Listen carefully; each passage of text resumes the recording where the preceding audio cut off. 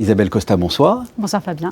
Cela fait 8 ans que nous sommes en négociation avec l'Union européenne. Alors entre-temps, il y a eu le Brexit et la crise sanitaire. Où en est-on concrètement de ces négociations ? Alors écoutez, oui, on a ouvert ces négociations en 2015 et c'est vrai que l'année 2023 est une année décisive. La Commission européenne a annoncé en juin 2022 qu'elle souhaitait finaliser ces négociations à la fin de l'année 2023. Donc c'est un accord d'association qui porte sur l'ensemble des secteurs du marché intérieur. Donc c'est une négociation qui prend du temps, qui prend nécessairement du temps.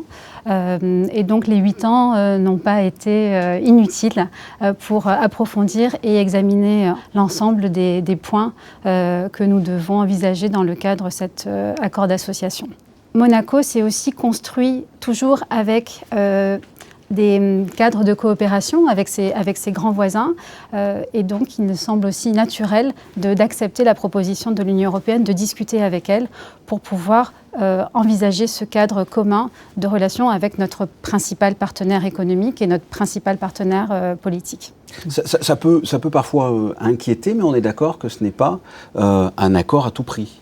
On peut comprendre les craintes, les peurs qui peuvent s'exprimer.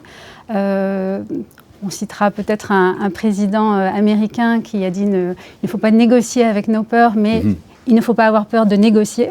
Donc c'est ce que nous faisons. L'Union européenne a souhaité conclure un accord avec Andorre, Monaco et Saint-Marin, puisque avec ces 3 pays de petite dimension territoriale, il n'y avait pas de cadre stable, politique, économique et juridique commun avec ces 3 petits pays qui sont pourtant totalement insérés dans le territoire européen. On peut parler de préservation de certaines spécificités monégasques, et si oui, quelles sont-elles ?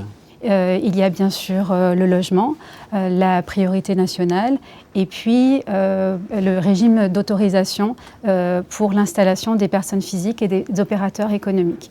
Puisque la sécurité est un point important de l'attractivité de Monaco et donc nous souhaitons à tout prix le défendre et donc pouvoir développer un cadre économique de confiance avec des gens de confiance. On essaye de s'assurer de leur bonne moralité.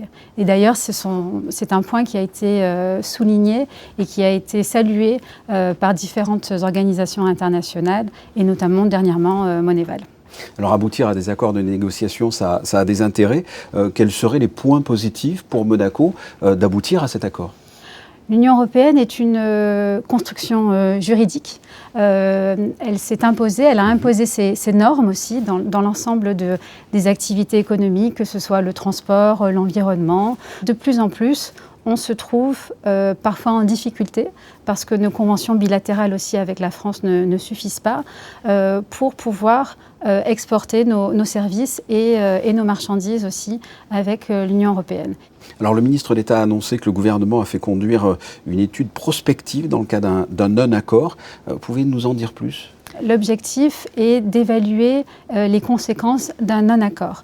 Quelle serait la situation de Monaco dans le cadre d'un non-accord ? Donc sur le plan économique, sur le plan juridique aussi, on voit de plus en plus qu'il y a des complications avec la numérisation de l'économie. On n'a pas accès aux bonnes bases de données, on ne peut pas échanger nos données, on a besoin d'une reconnaissance du niveau de protection adéquat des données personnelles. Enfin, tout un ensemble de normes qui a été fixé par l'Union européenne et donc nous avons besoin de ce cadre-là.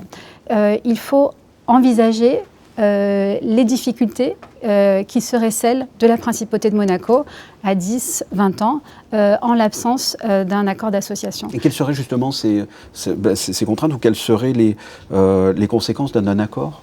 Alors, c'est tout l'objet de l'étude. On n'a pas encore le résultat de cette étude. Alors, le résultat de l'étude sera... De ce que ça pourrait donner. On a déjà des idées, des entretiens ont commencé à être menés et les résultats de l'étude seront connus à la fin du mois de mai. Quelles sont les relations avec le Conseil national concernant cet accord de négociation? Depuis l'ouverture des négociations, le Conseil national est tenu vraiment très régulièrement informé de l'avancée des négociations. Et donc là, avec la nouvelle Assemblée, elle continuera évidemment d'être informée étroitement. À deux niveaux. Donc il y a un comité restreint qui est organisé avec un certain nombre d'élus, où le niveau d'information est assez important et l'équipe de négociation du gouvernement rencontre donc ce comité restreint entre chaque session de négociation. Et donc nous informons le Conseil national de l'état des discussions précédentes et de l'ordre du jour de la session suivante. Et puis ensuite, il y a aussi des sessions d'information un peu plus générales avec l'ensemble des élus. Et la France dans tout ça, parce qu'il y a des conventions bilatérales avec la France, on a besoin de l'accord de la France ou pas? Et qu'est-ce qu'en pense la France de ces accords? C'est vrai que depuis un peu plus de 150 ans, notre système conventionnel et nos rapports d'amitié et de coopération avec la France ont maintenu, organisé la prospérité de Monaco. Aujourd'hui, les relations bilatérales sont essentiellement basées sur un système de convention qui date des années 60. Mais la France aujourd'hui n'est plus la France du général de Gaulle. Et la France a transféré une partie de ses compétences à l'Union européenne. Et donc, elle n'est plus en capacité de pouvoir régler nos problèmes ou régler nos relations commerciales, par exemple en matière de transport ou d'autres questions importantes, questions de vie de tous les jours. C'est pour ça qu'elle nous accompagne aussi dans ce processus avec l'Union européenne. Nous avons fait tout ce travail d'examen des conventions bilatérales pour examiner celles qui sont encore tout à fait pertinentes et qui doivent être maintenues dans le cadre de l'accord d'association, celles qui sont peut-être frappées un peu d'obsolescence et qui doivent évoluer.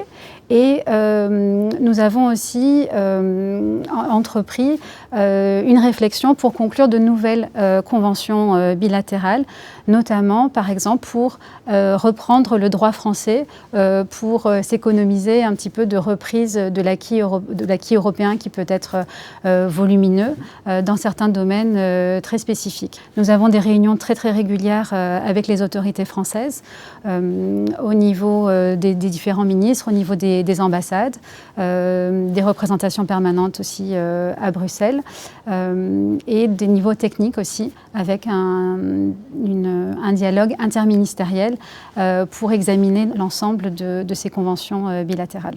Isabelle Costa, merci et bonne fête, merci. puisque nous célébrons la Saint-Isabelle aujourd'hui. Merci beaucoup.